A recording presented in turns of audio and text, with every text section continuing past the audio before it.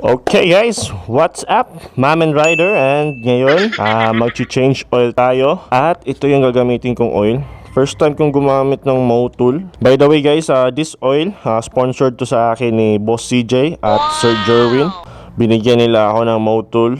So ito yung 3000 plus 10W40 HC Tech MA2, pang 4 stroke to. Pero ito sa Radar FI.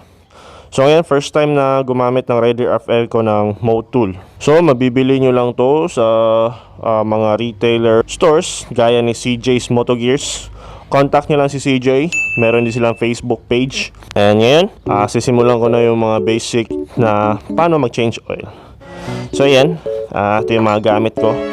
Meron akong tawag ito, funnel, imbudo or funnel. Tapos itong pliers. Tapos ito yung gagamitin ko para tanggalin to. Kung makikita niyo itong bolt dito. Tapos meron akong para to sa oil lagayan ng used oil na. Since 1 liter lang, tapos yung Radar ko kailangan niya ng 1.3 kasi medyo malaki yung kailangan yung oil guys eh. So ngayon, i-drain ko lang to. Tapos pupuntahan natin si Boss CJ para kumuha pa ng isang MOTUL. So ngayon, ito, niluwagan ko na to. Pwede ko na itong buuhin. Hindi na masyadong matigas. So by the way guys, huwag kayong mag-change oil pag hindi malamig yung makina. Dapat malamig siya kasi maaaring malustred yung bolt. Yun. So nilagyan ko ng sapin kasi expected na yan. Tapos ito pala, bubuksan natin sa kabila. So ito yun. Niluwagan ko na to. Gamit na lang kayo ng pliers pag matigas. Yan. Tapos medyo maliit to eh. So papalitan natin to. Yun. Transition switch. Tapos dito lang muna to sa gilid. Yan, okay na yata to. So ayan guys, kukuha pa tayo ng isang ganito kay Boss CJ. So let's go. Punta tayo. Okay, so ito likabok naman ang scooter na to. Okay, so scooter gaming muna tayo guys.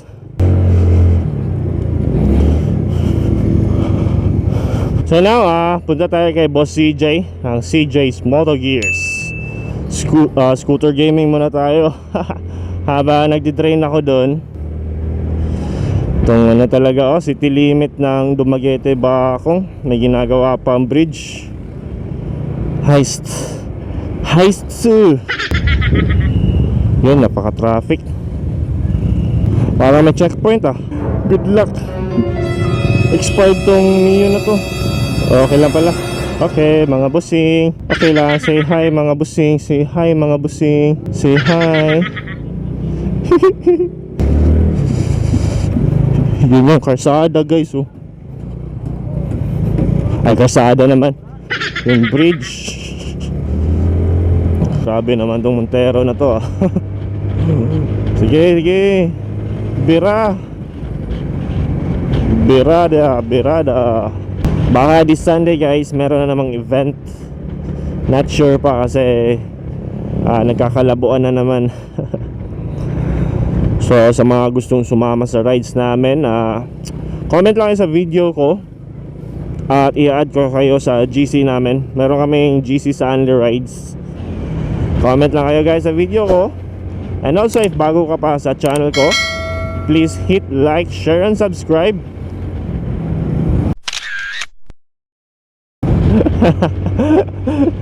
Si Jolo, shout out Jolo.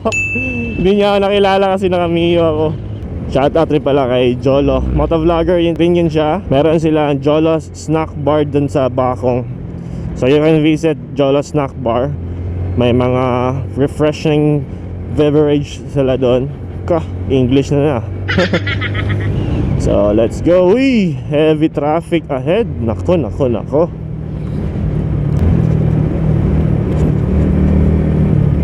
Banking. Banking.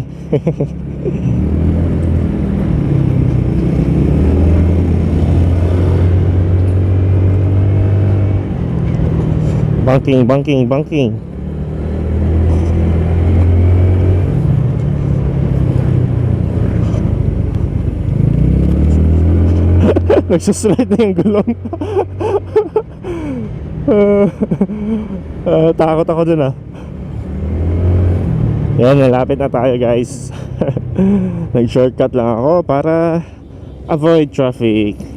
Eto. So ito yung Santo Rosario Heights. Liko lang tayo dito sa kaliwa. Kaliwa lang. Ito, meron parang water tank sa taas na yan. Taas, itong next gate is Black Gate. Eto, Black Gate. Try kaya natin mag-doorbell. CJ. Titong. Check if nagro-roll yung camera. May tae. O katarang koan? 280 katong 10W40 ba to? Oh, sunod pa ako. Okay, tapos si Boss CJ guys.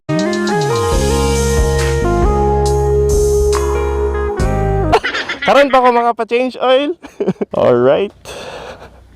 So ito. Magkano nga ulit to, sir? 280 lang. Yan. So ayan ha, mamaya babalik tayo doon. At gagamitin na natin yung MOTUL. 280 pesos lang for 1 liter. So let's check if ano ba talaga ang performance ng MOTUL. Hindi ko pa na-try, pero sila Only Rides at Snake Eye, parang lumakas yata yung motor nila eh. Sa uulitin na naman. Thank you, shout out Boss CJ. So ayun guys, dito lang, punta lang kayo dito. 280 for 1 liter MOTUL oil. So let's go back. Back.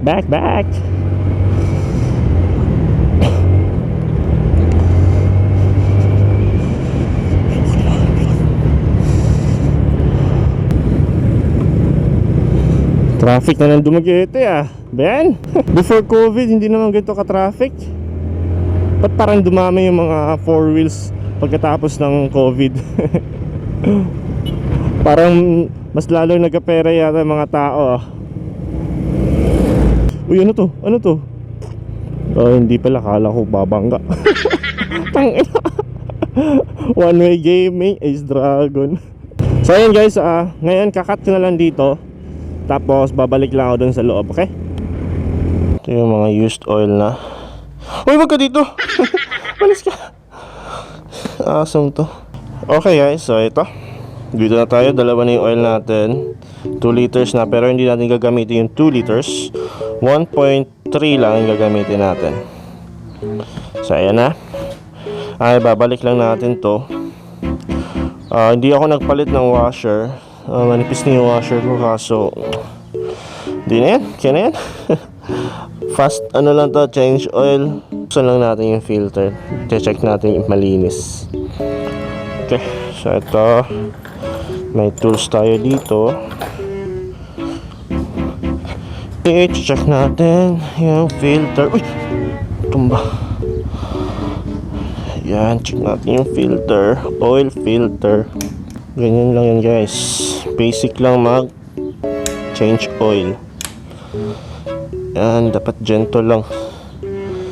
Gentle lang sa pagtanggal ng mga bolts. Ayan. Yun. Malinis lang naman. Okay, so ito, punasan lang natin. Wala akong gas eh. Quick change oil lang to guys. Sensya na if madaming mali. So ayun. So, ito may o-ring pala guys ha. Huwag niyo kalimutan tong o-ring. Yung iba pinapalitan talaga yan. Next time na magpapalit kasi parang okay pa naman.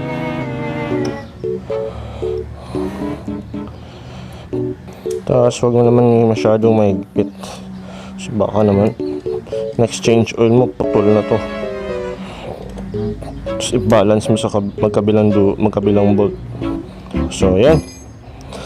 Tapos na. Higpitan pala natin dito. Hindi ko pa nahigpitan eh.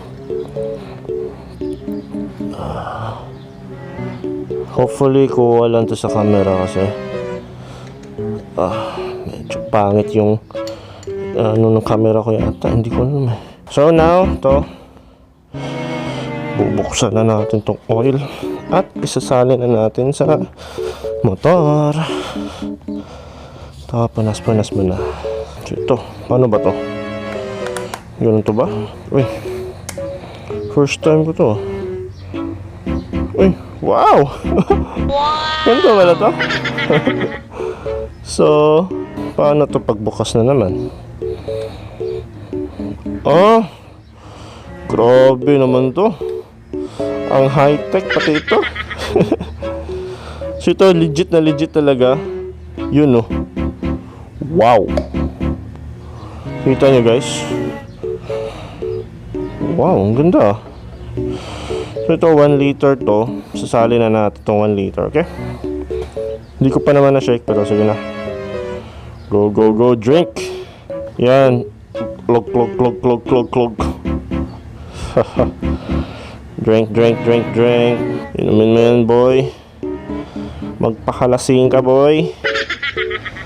Sisimutin natin kasi sayang. Mahal to. 280 for 1 liter. So, buksan din natin to. So, yan. Tanggalin to. High-tech na high-tech. Oh. So, 300 ml. So, dapat 700 lang siya. Iwanan natin ng 700.